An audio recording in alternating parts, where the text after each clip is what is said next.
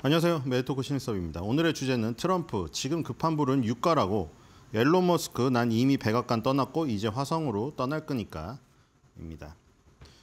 자, 트럼프 대통령과 트럼프 행정부의 최상의 결과가 지금 나온 게 아닌가 싶습니다. 뭐 완벽하게 마무리는 안 됐지만 지금 결국에는 국민들의 지지, 그러니까 이 국민들이라는 게 사실 다 자기가 보는 국민을 말합니다만 정치인들 항상 들어보면 그렇잖아요. 자기가 말하는 국민이라는 게 자기를 지지하는 국민들에게 대해, 물론 모든 국민이라고 얘기는 하죠. 하지만 자기를 지지하는 국민들에 대해서 얘기하는 것이 강한 것을 우리는 누구나 알고 있어요, 사실. 미국도 마찬가지 아닙니까? 공화당과 민주당이 완전 절반으로 나뉘어서 트럼프의 탄핵 찬성 집회에 가거나 거기 취재한 내용만 보면은 미국 전역이 트럼프를 탄핵할 것만 같은 분위기인 것만 같고, 또 그 무슨 철강, 디트로이트의 철강 노동자들 안에 들어가서 취재를 하면은 전 미국의 국민이 다 트럼프를 열렬히 지지하는 것만 같죠. 그러니까 서로가 각각의 다른 국민을 대상으로 지지를 외치고 있는 겁니다. 우리 미시간대 소비자 심리지수 많이 보여드리지 않았습니까? 미시간대 소비자 심리지수에서 민주당 지지 성향과 공화당 지지 성향, 그 다음에 중도층을 나누어서 그 어떤 설문조사 결과가 나왔는지 빅데이터를 다 내놓죠. 거기 보면 압도적으로 극단적으로 차이가 나지 않습니까? 그러니까 아예 내가 그 정치적 성향, 그러니까 정치 고관여층이라고 하죠. 고관여층들은 먹고 사는 문제보다 이념이 더 앞에 있는 사람들입니다. 공화당 지지자들은 기대 인플레이션을 엄청나게 낮게 잡고 있고, 민주당 지지 성향 설문조사에 참여하신 분들은 엄청나게 기대 인플레이션 높잖아요. 어느 정도죠? 엄청난다는 정도가? 코로나 이후에 돈이 풀렸을 때보다 더 높은 기대 인플레이션을 외치고 있잖아요. 그래서 우리가 합리적으로 그 결과를 봤을 때 항상 의심하면서 볼 수밖에 없는 거죠. 왜냐하면 실제 빅데이터 같은, 하드데이터 같은 경우에는 인플레이션이 낮아지는 걸로 나오고 있거든요. 물론 그거를 갖고 관세가 부과가 안 돼, 관세 영향이 아직 2, 3개월 더 지나봐야 알기 때문에 이 하드 데이터를 완전히 믿을 수 없다, 이런 얘기도 하지만, 그래서 그걸 보완하려고 캐시우드 같은 사람, 아니면은 다른 어떤 그 애널리스트들도 다 이제 60일을 앞에 내다볼 수 있는 블록체인 기술을 이용한 인플레이션 자료로 보완해서 60일 이내를 앞둔 것도, 앞을 내다본 인플레이션도 낮아져 있기 때문에 인플레이션은 잡혔다, 이렇게 다들 얘기를 하고 있으니까, 그렇다면 하드 데이터는 지금 잡혀 있는데, 인플레이션이, 기대 인플레이션이 그렇게 사람의 마음이 움직인다는 것은, 특히 너무나 극단적으로 움직인다는 것은, 이거는 우리가 합리적으로 봤을 때 저거는 정치적인 이념이 개입했다고밖에 말할 수가 없습니다.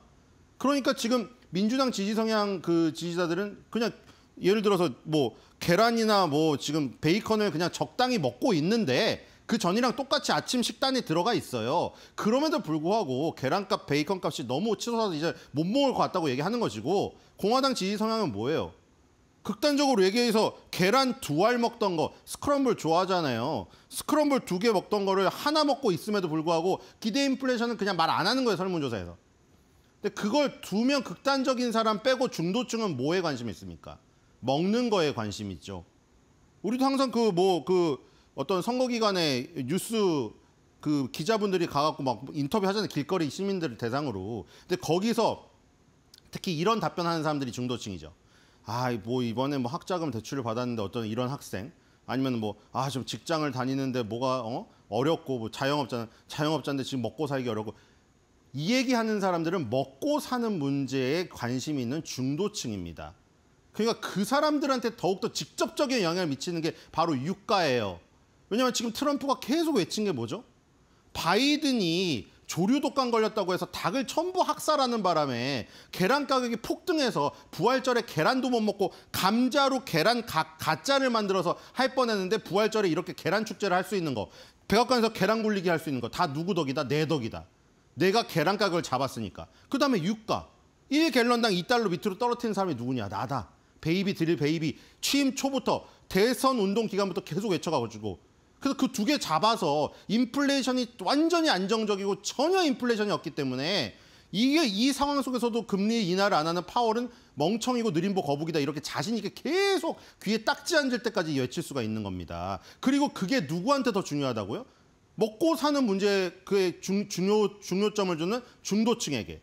내년 11월 달에 대통령 4년 임기 중에 2년쯤 되는 그 시기에 중간 선거가 있잖아요. 지금 상원, 하원이 공화당이 우세지만 미세하게 우세해요. 지금 이번에도 보시면 감세 법안 하원에서 단 한 표 차이로 통과됐습니다. 가까스로. 지금 상원은 앞을 내다볼 수가 없어요. 그래서 지금 상원의 공화당 의원 중에서 반대하는 의원을 대놓고 트루스 소셜을 계속 지명하면서 트럼프가 저 사람은 나중에 떨어뜨려야 된다 이렇게 주장하고 있잖아요. 왜냐하면 그 차이가 굉장히 적은 데다가 그 중간 선거가 그때 만약에 과반을 잃게 되면 국정 동력이 상실되기 때문이죠. 그런 의미에서 이번에 굉장히 중요했죠. 아까 그런 미시간대 소비자 심리지수의 어떤 성향에 따른 얘기도 했지만 이 이란 공습이라는 이 주제 하나만 놓고 보더라도 그거는 반대가 더 극심했습니다. 미국 국민의 단 16%만 이 공습에 대해서 찬성을 했고요. 13%가 16%인가 됐을 겁니다. 공화당 지지자들 중에서도 단 25%, 26%밖에 찬성을 하지 않았어요. 그러니까 지금 자신의 지지 기반인 공화당 지지자들도 25%, 4분의 1밖에 지지하지 않는 것을 감행을 해버렸다는 것이죠. 무슨 얘기까지 들으면서요? 제가 그때 칼슨이 지금 운영하는 예전에 그 폭스 TV 앵커였던 팟캐스트에 테드 크루즈 상원 의원이 나와서 둘이 싸웠던 장면 얘기 드렸죠. 테드 크루즈가 뭐 성경에 나와 있다. 성경에 이스라엘을 축복하는 자가 축복을 받을 것이다. 이런 얘기를 하면서까지 이스라엘 공습을 정당화하니까 칼슨이 공화당 지지자고 폭스 TV 앵커 출신이긴 하지만 자신은 그걸 반대하니까 트럼프에게 굉장히 트럼프 행정부에게 안 좋은 얘기를 했죠. 그걸 보면서 이제 언론에서는 보수끼리도 분열하네. 뭐 이런 얘기도 했었고 그 전엔 또 무슨 일이 있었습니까? 앨런 머스크가 박차고 나가버렸잖아요. 트럼프 당선에 결정적인 역할을 했다고 판단되는 머스크가. 그러니까 지금 이런 계속 균열들이 어떻게 보면 민주당 다시 민주당은 정권을 찾아야 되잖아요. 미국 민주당은. 그래서 그런 부분에서 보면은 이런 것들 다 기회였단 말이에요. 앨런 머스크의 분열 그리고 막 팟캐스트에서 막 그 공화당 상원의원하고 볼썽스러운 그런 사건들 그리고 거기다가 만약에 이번에 공습을 감행했는데 말 그대로 호르무즈 해협을 막 정말 봉쇄를 시켜갖고 유가가 급등하고 이래가지고 지지율이 하락하고 뭐 물론 트럼프는 또 자기에게 유리한 여론조사 갖다 쓰겠지만 유리한 여론조사를 갖다 쓸 수 없을 정도로 여론이 악화되고 이러면 민주당은 완전 땡큐거든요. 이런 기회가 어디 있습니까? 이거 지금 아무도 이 역대 대통령 중에 이런 일을 한 적이 없죠. 마지막으로 한 게 누굽니까? 부시. 그런데 그건 어쩔 수가 9.11 테러로 쌍둥이 빌딩을 폭파시켰는데 그걸 가만히 있을 수는 없죠. 그거는 전 국민이 다 찬성했습니다. 자신의 심장을 박았는데요. 근데 이건 아니죠. 우리 땅, 미국 땅이 공격받은 것도 아니고 이스라엘을 도와주러 간 거기 때문에 더욱더 민감한 문제였기 때문에 여기서 만약에 트럼프가 굴러떨어지면 결정적인 타격이 되거든요.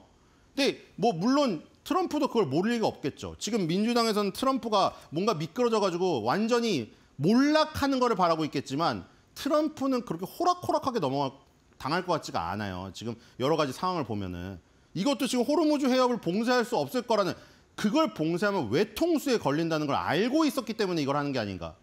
지금 이란이 맘대로 못 하잖아요. 얘기 드렸다시피 이란이 무슨 영화를 파는 것도 아니고 무슨 멋있는 케이팝처럼 가수가 있는 것도 아니잖아요.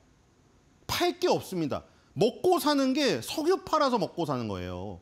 그거를 다 중국의 80%를 팔고 있는데 지금 미국은 호르무즈 해협에 지나다니는 석유의 2%밖에 노출이 안 돼 있습니다. 그리고 트럼프가 지금 베이비를 계속 외치잖아요.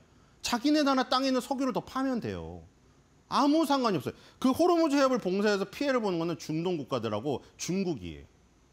그러니까 이런 외통수를 알기 때문에 이걸 감행한 게 아닌가. 그래서 어제 또 유가가 급락을 했죠. 이렇게 돼버리면은 여론조사 만약에 지지도 높게 나오잖아요.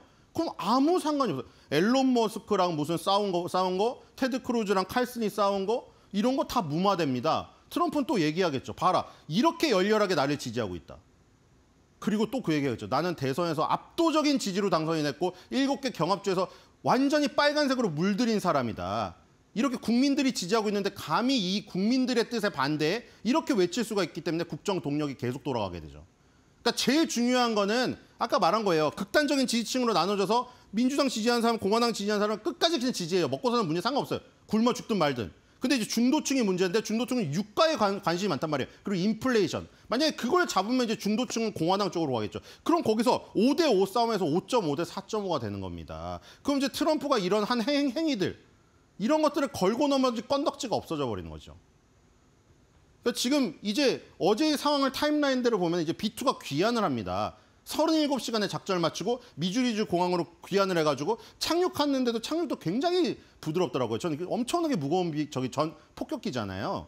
근데 거의 바퀴가 활주로에 닿는데 정말 스펀지처럼 닿더라고요. 그랬고 그다음에 이제 위성 이미지에서 볼 수 있듯이 하도 이게 말이 많으니까 그렇죠? 지금 피해를 받느니 우라늄을 미리 옮겼느니 트럭이 뭐 14대가 뭐 2주 전에 있었다며요. 근데 이 트럼프가 다시 올렸습니다. 흰색 구조물이 바위에 깊이 내려갔고 지붕도 아래에 있고 화염으로부터 완전히 화염에 쌓여 있다. 그래서 이제 지하 가장 큰 피해는 지하 훨씬 아래에서 발생했을 것이다. 라고 자기는 그래서 확신을 물론 트럼프가 확신에 찬 그 얘기로 던졌죠. 완전히 없어졌다고 했죠. 우라늄 농축 시설이 완전히 파괴됐다고 했습니다. 물론 그 뒤에 헤그세스 국방장관은 그 강한 표현보다는 조금 더 약한 표현을 쓰긴 했습니다. 자, 그리고 이제 바로 이 얘기를 던지는 거죠. 호르무즈 해협 봉쇄 얘기가 나오니까 이란 의회에선 통과됐으나 하메네이가 결정을 해야 돼요. 근데 아까 말했듯이 자기 목줄을 끊는 거거든요. 말을 했듯이 두 개 중에 선택해야 된다고 했죠. 자기 목줄을 끊으면서까지 어차피 잃을 게 없으니까 그걸 던져보던가 아니면은 이걸 자기 목줄을 끊어가지고 그냥 끝나던가 이거예요. 둘 중에 하나예요. 외통수예요, 지금. 그래서 지금 드릴 베이비 드릴을 지금 외치고 뭐라고 했습니다. 그리고 지금 당장 에너지부에게 요구했어요. 지금 당장 석유 팔아 이거예요. 인플레이션이 가장 두려운 거죠. 지금 이란의 미사일 안 두렵습니다. 트럼프는. 트럼프가 가장 두려운 건 뭐예요? 이거예요. 그 유대인들의 어떤 지원을 받아서 유대인들 이스라엘을 지금 뭐 지원하는 유대인들의 그 협박에 못 이겨가지고 국민들을 버리고 전쟁에 참여했다. 이 얘기 때문에 그 국민들을 잠재우려면 지지도를 높여야 되니까 중도층을 자극할 수 있는 건 에너지입니다. 에너지, 유가. 이것만 잡으면 돼요. 그래서 베이비를 외쳤죠. 그리고 이것도 호소했습니다. 유가를 낮추세요. 유가를 낮추세요. 다 보고 있다. 당신은 적의 손에 노란하고 있다. 하지 마세요. 그러니까 이 얘기하는 거죠. 지금 유가가 올라가는 것을 바라는 사람들은 다 따로 있다는 것이죠. 그런 것이 다 놀잇감이 되는 것이니 하지 말라는 거죠. 자, 그다음에 이제 어저께 이란 외무장관이 러시아 도착한 것까지 얘기 드렸죠. 이란 외무장관이 굉장히 심각한 표정으로 이스탄불에서 성명 발표한 다음에 푸틴 만나러 갔죠. 자기한테 도움 줄까 싶어가지고. 거기 갔는데 예전에 메드베테브 전 대통령이 있어요. 이 사람이 아직도 지금 국가안보위원회 뭐 수장인가 맡고 있거든요. 거기서 뭐 약간 협박 같은 단어를 썼습니다. 이란한테 핵탄두 빌려줄 나라가 많대요. 그래서 지금 트럼프가 또 종지부를 찍었죠. 이번에 다들 저 B2 폭격기가 벙커버스 두 발씩 메고 나간 것만 포커스 맞추고 있는데 우리한테 진짜 무서운 무기는 이거였다는 거죠. 핵잠수함.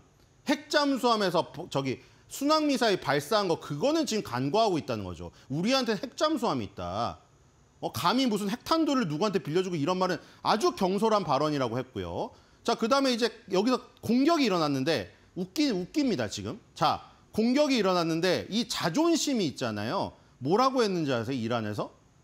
이제는 기습 공격 따윈 없대요. 그러니까 뭐냐면 미국이 기습 공격을 했잖아요. 트럼프가 2주 시한 준다고 해놓고 이틀 만에 공격했잖아요.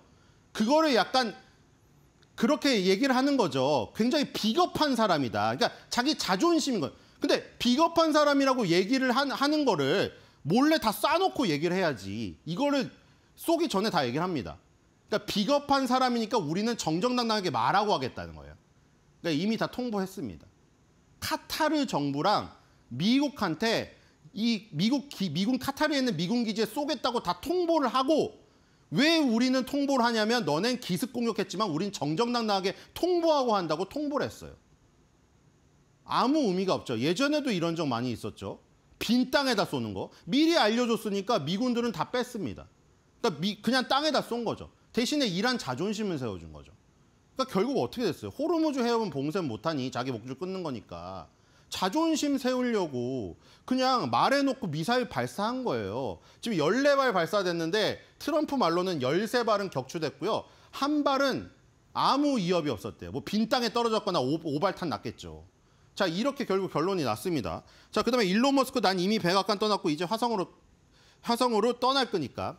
자, 지금 일론 머스크의 로보택시가 드디어 이제 그 10대가 지금 운행이 되기 시작했습니다. 구글의 웨이모보다 늦었지만 구글의 웨이모보다 낫다는 얘기가 나오면서 어제 급등을 해버렸습니다.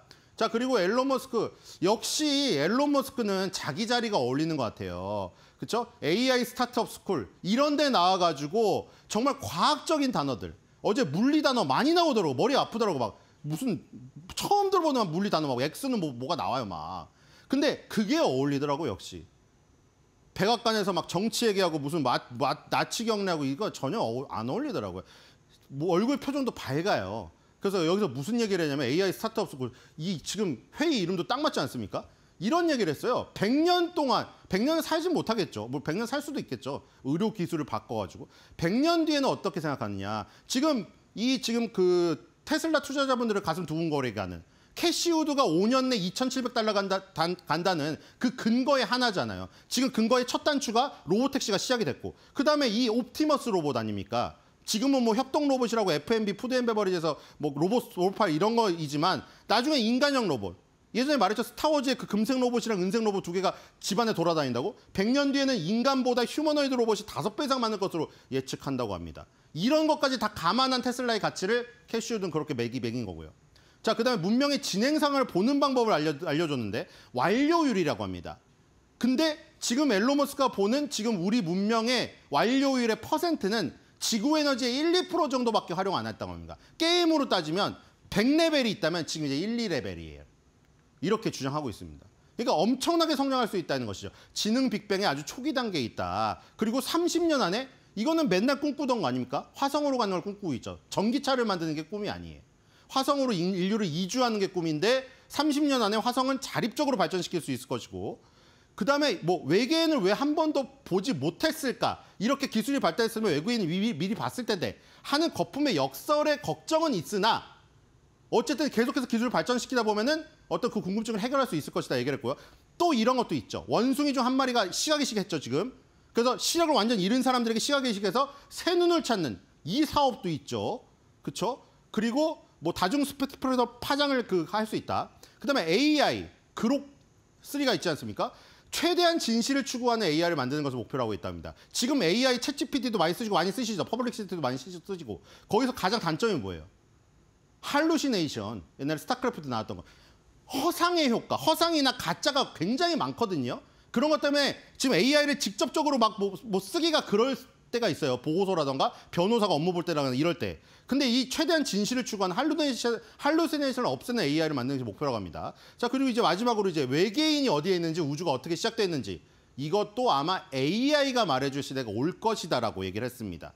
그리고 이제는 지구에서 보급선이 안 와도 화성이 계속 자립해서 성장할 수 있고 번영할 수 있는 시대가 올 것이다. 이렇게 그 끝을 맺었고요. 역시 자신의 어떤 그 업무 분야에서 얘기하는 것이 가장 어울리는 것 같고요.